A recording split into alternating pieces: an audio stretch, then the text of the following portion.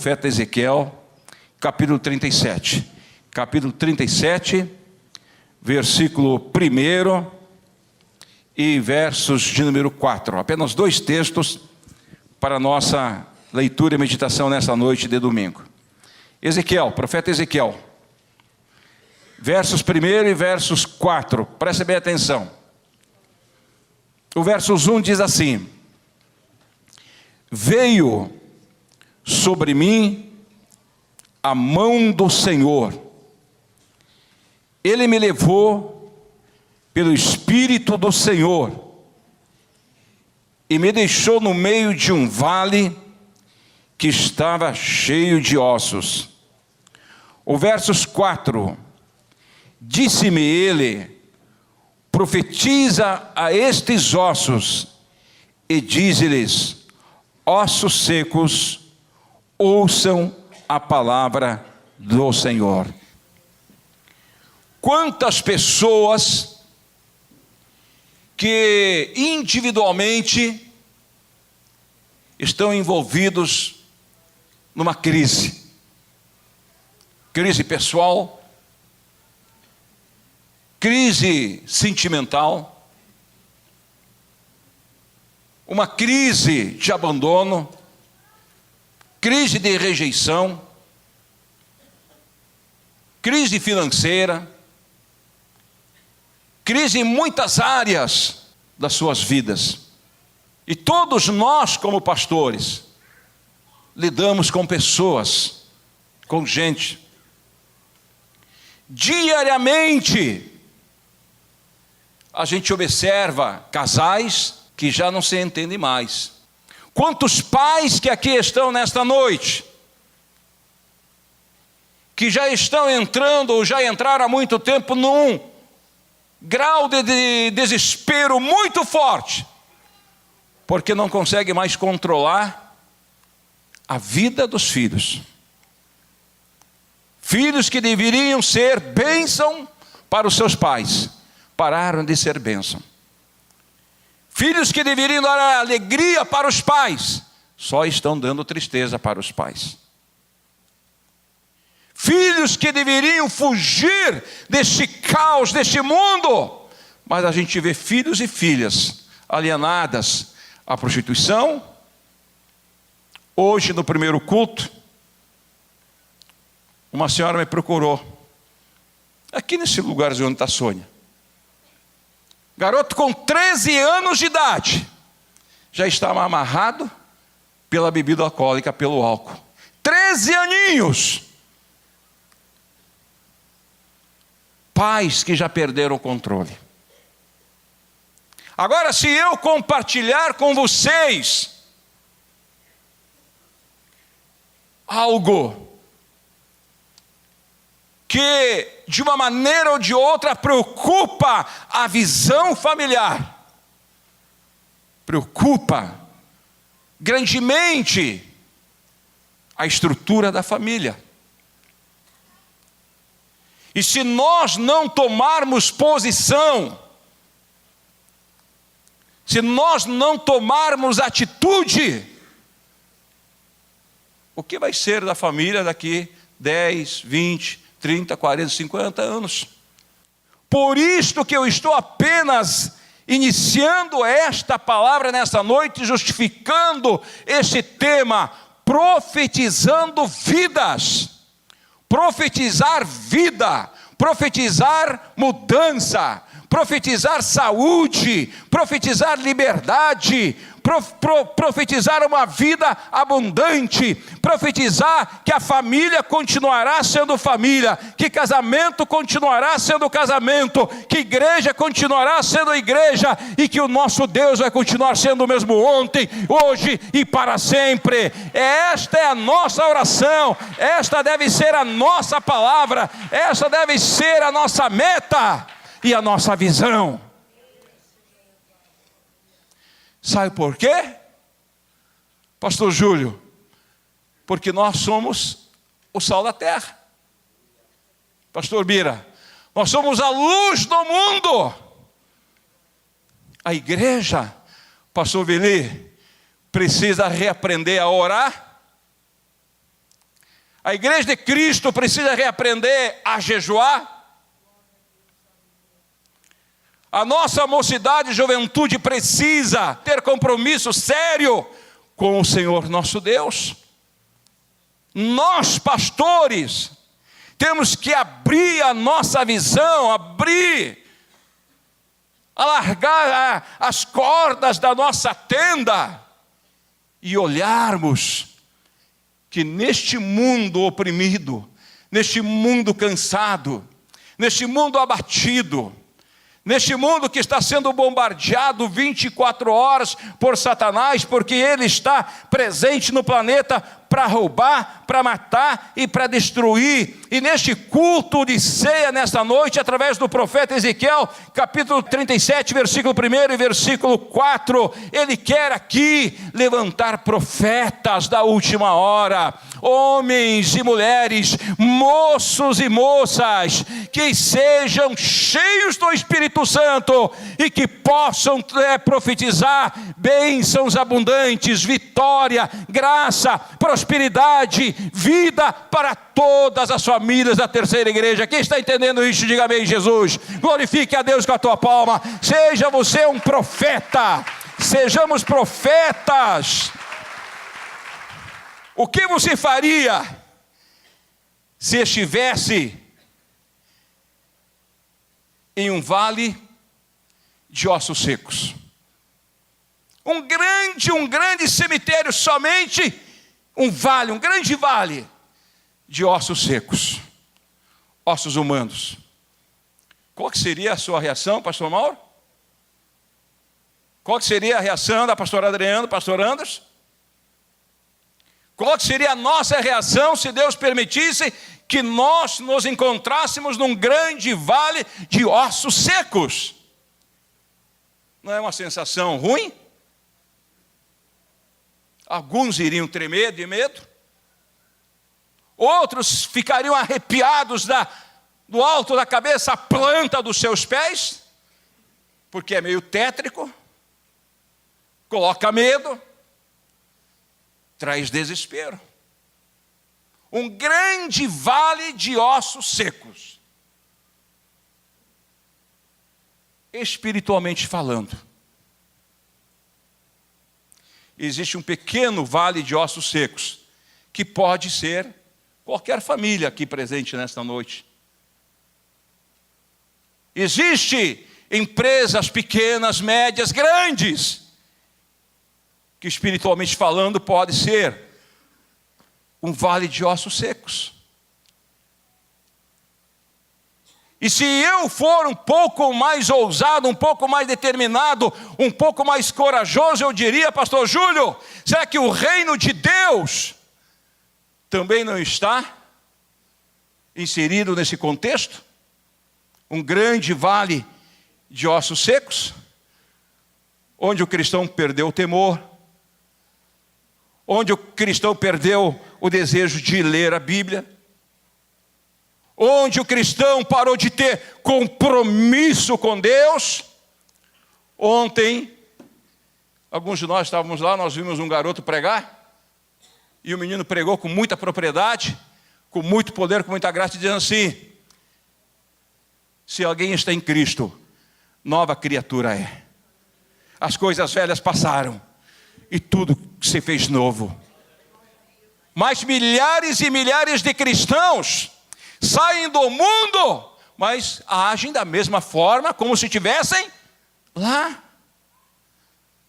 Quantos cristãos que deveriam honrar, exaltar e glorificar, serem uma carta aberta, lida e conhecida por todos, mas são cristãos que estão a ponto de serem jogados fora do reino. Não é nem frio e nem quente. São cristãos que vivem um pé cá e outro pé no outro lado. Serve um Deus aqui, serve outro Deus do mundo. Falta de compromisso.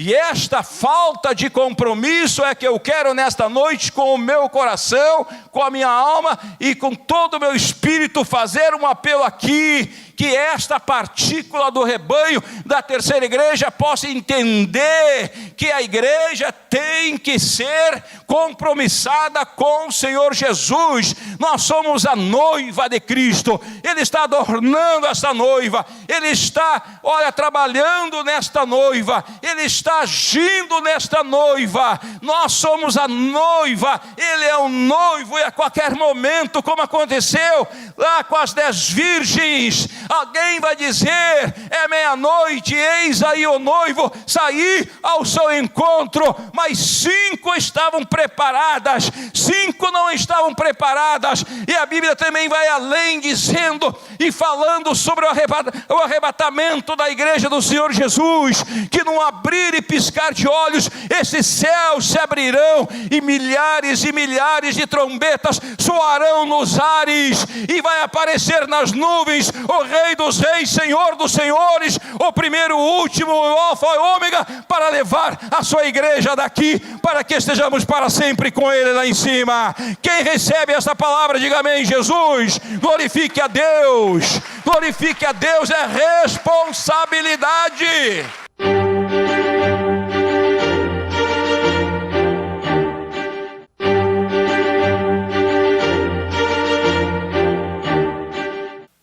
O que nós não podemos permitir é que o mesmo espírito de mentira que opera no mundo, Arthur, venha operar aqui dentro. Nós não podemos. Por isso que Deus pega o profeta Ezequiel e faz do profeta Ezequiel para profetizar vida. E de que maneira?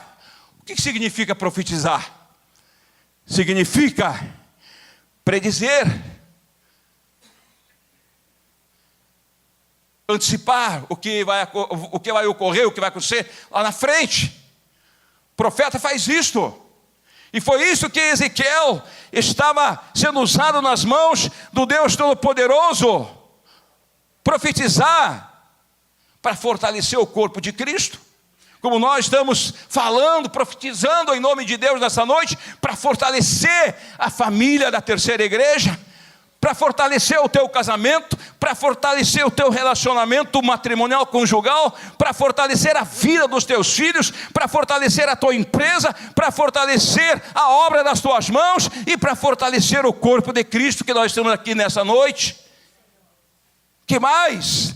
Diz a palavra de Deus: profetizar, trazer coragem, trazer determinação, trazer ousadia. Quantos irmãos, quantas irmãs que quando se confrontam com uma situação adversa, com um perigo, ficam frágeis, ficam amedrontados, ficam sem saber o que fazer. Mas se você estiver no plano de Deus, na vontade de Deus, no querer de Deus, se Deus estiver contigo realmente, e você estiver com Deus realmente, olha, irmãos, a palavra de Deus diz assim, que o nosso inimigo, Satanás, o maligno, ele está em nosso derredor, e esse derredor pode ser 10 metros, 15 metros longe da gente, mas a Bíblia também diz que ele está lá rugindo na forma de leão, procurando alguém para tragar. Mas em nosso redor, em nossa volta aqui, está acampado os anjos do Deus Todo-Poderoso, e eles nos livram, eles nos guardam, e eles nos protegem de todos os males. Quem recebe essa palavra, diga amém. Jesus, glorifique a Deus.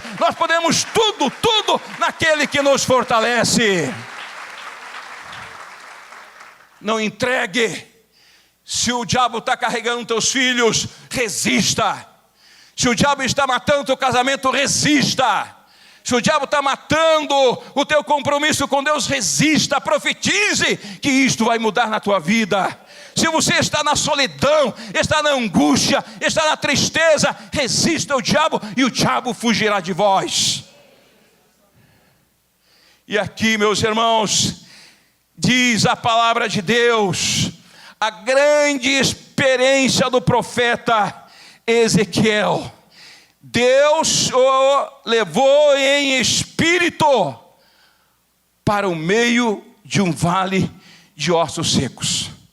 Deus pegou Ezequiel, arrebatou, não sei onde que Ezequiel estava, se na casa dele, em algum lugar, Deus simplesmente pega Ezequiel e transporta Ezequiel para o vale de ossos secos. Mas qual que era a vontade do Pai? O querer de Deus. A Bíblia diz, olha aqui, o que Deus queria com o profeta, o que Deus quer de mim, o que Deus quer de você, o que Deus quer de cada um de nós. Veio sobre mim a mão do Senhor, Ele me levou pelo Espírito do Senhor Deus, e me deixou no meio de um vale que estava cheio de ossos secos. Pastor Garré, procure se enxergar você sendo arrebatado por Deus e sendo deixado num vale de ossos secos. Eu, você, cada um de nós aqui. Mas qual que era a vontade de Deus, o querer de Deus? Qual que era o objetivo de Deus naquilo tudo? E a palavra de Deus diz assim, olha aqui, ó. Os meus caminhos não são os caminhos de Deus, e nem os seus caminhos, teus caminhos são os caminhos de Deus. Está tão claro isso na Bíblia Sagrada, que vamos ler o profeta Isaías 55, versículo 8. Alguém achou aqui, pastor Hélio Quirino? Fique em pé e leia para a gente aqui o que Deus está dizendo para o profeta Isaías. Pois os meus pensamentos não são os pensamentos de vocês, nem os seus caminhos são os meus caminhos, declara o Senhor. Quem está entendendo, diga amém. Então, para o moço e para a moça, vocês que são solteiros, antes de escolher ou o Isaac ou a Rebeca, primeiro apresente no altar de Deus. Veja se é da vontade de Deus. Veja se está no coração de Deus. Veja se você está sendo aprovado por Deus.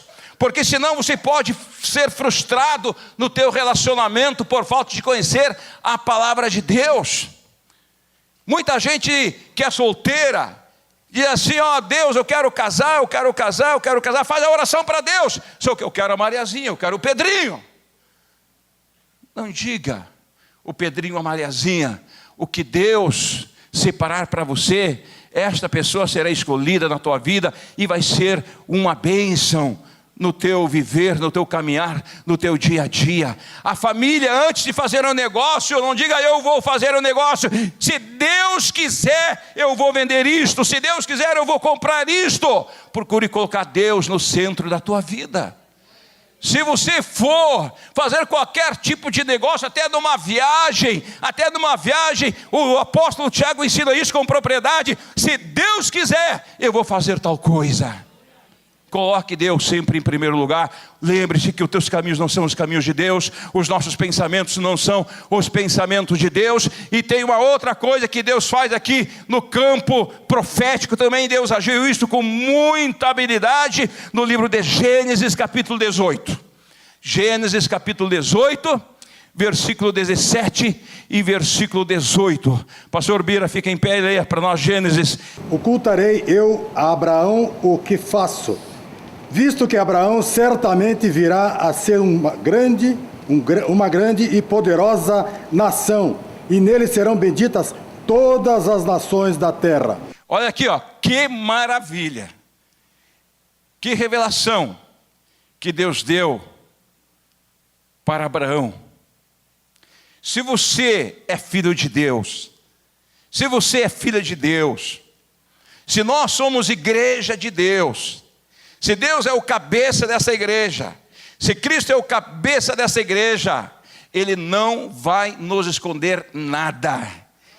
Ele sempre vai nos revelar, como Ele mesmo tinha um projeto, tinha um plano com Abraão, e Ele disse, eu não vou esconder nada do meu servo, do meu filho, porque ele, Abraão, será pai de uma grande nação. O que Deus quer fazer com a terceira igreja nesta noite? Ele quer fazer uma igreja abençoada, uma igreja grande, uma igreja que tema a Deus, que reverencia a Deus, uma igreja que se curve diante da soberania, da santidade e da grandeza do Deus Todo-Poderoso. Ele quer uma igreja que diga como o São João, lá no livro da Revelação, no último livro da Bíblia, que João fez a última oração de João, foi esta: ora vem Senhor Jesus, ora vem Senhor Jesus. E para um crente em Jesus orar dessa forma, ora vem Senhor Jesus, é porque o nosso coração tem que estar em harmonia com o coração de Deus.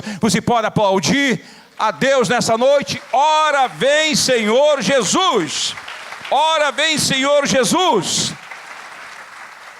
Aí o que Deus queria com Ezequiel?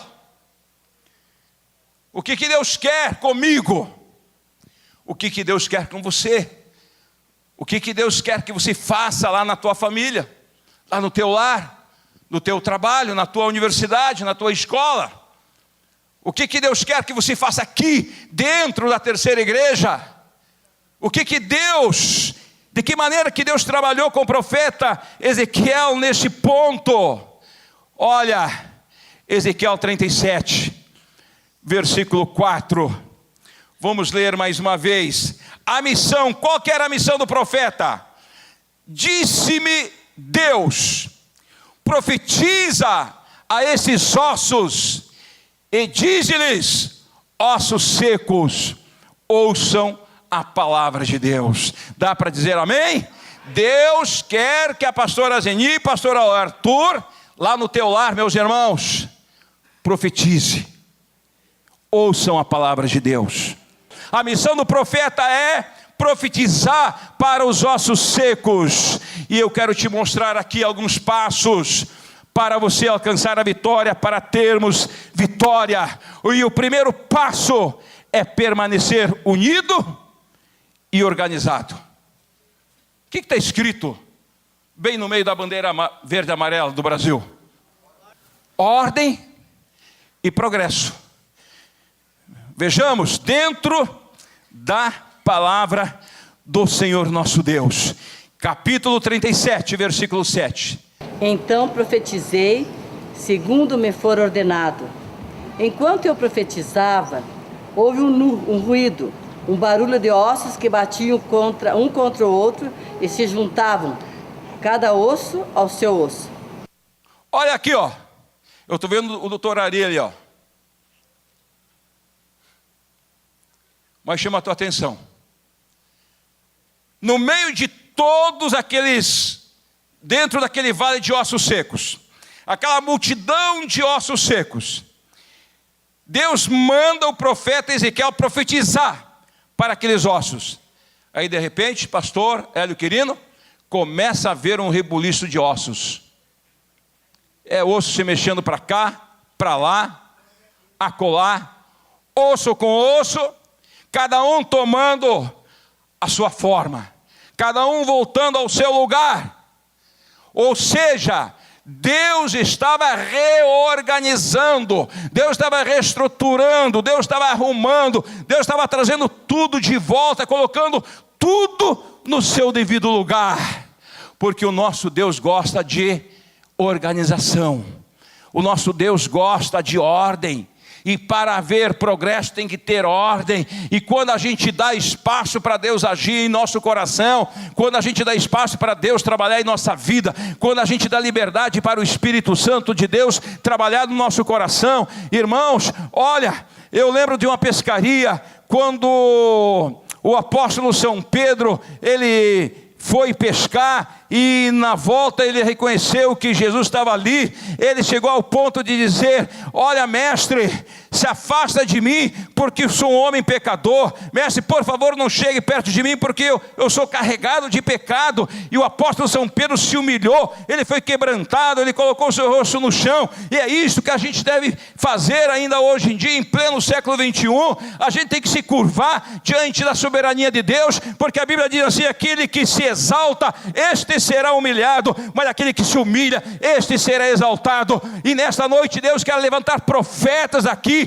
para abençoar este vale de ossos secos. E nessa proposta de Deus, nessa vontade de Deus, nós temos a promessa de Jesus que diz assim, que as portas do inferno não vai prevalecer sobre a família que acredita no poder, na graça e na promessa do Deus Todo-Poderoso. Diga amém, Jesus. Glorifique a Deus, porque Deus mesmo ontem, é hoje e é eternamente. Deus, Ele viu o palácio de Ezequias, Ele viu a gestão de Ezequias, Ele viu a família de Ezequias, Ele viu os súditos de Ezequias, Ele viu o reino de Ezequias. E Deus lá de cima, pastor Garré, disse, não, está tudo errado.